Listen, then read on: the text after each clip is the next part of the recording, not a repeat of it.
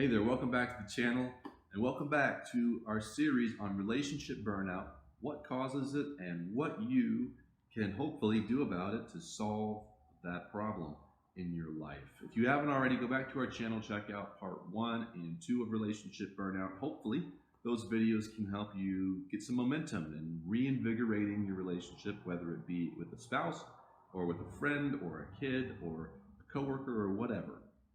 Go check those videos out and leave some comments below if it meant something to you. Today I want to round out the series by talking about part 3, which I'm calling Relationship A.D.D. Just feeling not really absorbed in the relationship. This isn't quite the same as losing interest, maybe. You just kind of get distracted. This is really about you just feeling like you have other things that you could worry about. Maybe work becomes more important, or maybe a career path that you want to take later, or a hobby, or whatever. You just sort of get distracted by other things that kind of take you away from the relationship. And so when you're feeling like this lack of absorption in the relationship, one of the reasons that might happen is because you have a lot of shouldas and no will do's. Let me explain a little bit.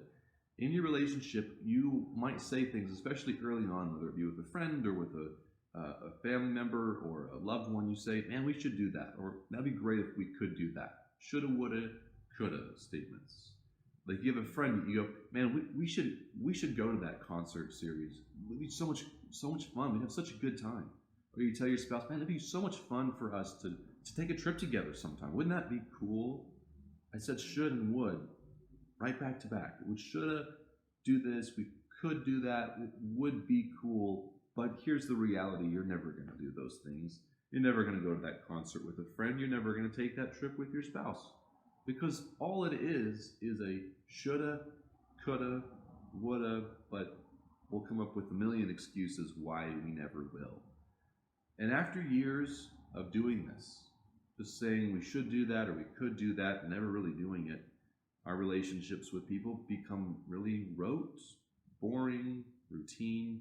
You could spice it up a little bit, change it up a little bit by sending them flowers or a handwritten note, but it doesn't really solve that absorption issue. We don't really get absorbed into the relationship. We're just sort of running down the clock together. And that's kind of sad, isn't it? I'll tell you a story. My wife came to me when we first got married. We were married maybe even like a year. And she came to me and she said, we should go to New York City. I've never been to New York City. I've always wanted to go. It'd be fun. She said, let's go for Thanksgiving and see the parade and the whole thing. And I said, that'd be great. We should do that.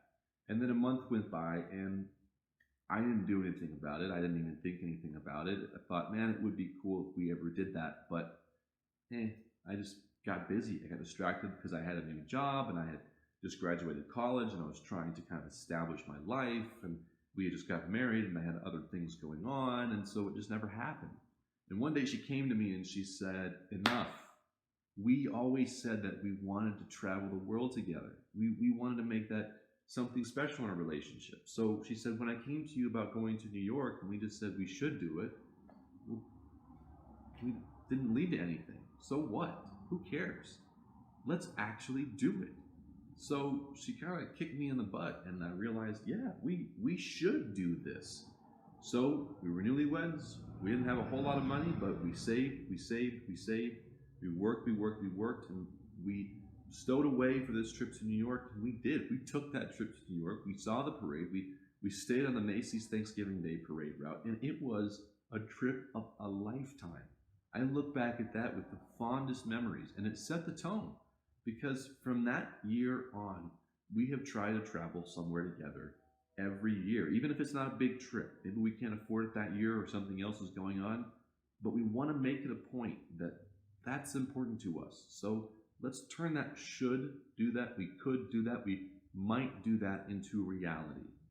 How can we make it reality? Suddenly we teamed up together to do this thing that we always shoulda, coulda, woulda, but we're definitely going to make it a reality now. And part of the solution to this is being mindful, being there in the present with somebody. usually those shoulda, coulda, woulda statements that we daydream about are really things that we care very deeply about. And when we're practicing mindfulness, when we're there in the present with somebody and you see that friend or that loved one saying, man, wouldn't it be so cool if we could just go do that thing or see that thing or have this thing, you can see them light up in their face. It's not just a daydream, it's not just a pipe dream where you go, yeah, that might be neat. When you actually see them light up when they talk about it, cling to that and say, let's make that a reality. It might take work, it might take saving money, it might take reorganizing schedules, it might mean changing your life to make that thing a reality. But when it really means something to somebody, then it becomes a pursuit of something truly exciting. And when you do it together, you'll team up with one another to make it a reality. So, what are those shoulda, coulda, wouldas in your life that you guys have been talking about for years, maybe, that you've never quite done? Well, guess what? We don't get to turn the clock back and go back in time to do it.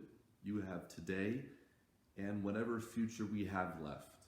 So seize the moment. Even the pursuit of something will make that thing special. And so turn those shoulda, coulda, wouldas into reality. If you like this series, I would love to know about it. Leave a comment in the section below. Make sure you hit like and subscribe on this video if it meant something to you. And make sure you turn on your notifications so that you can stay up to date with new videos coming out on our channel every single week. Thanks for listening, and we'll see you next week.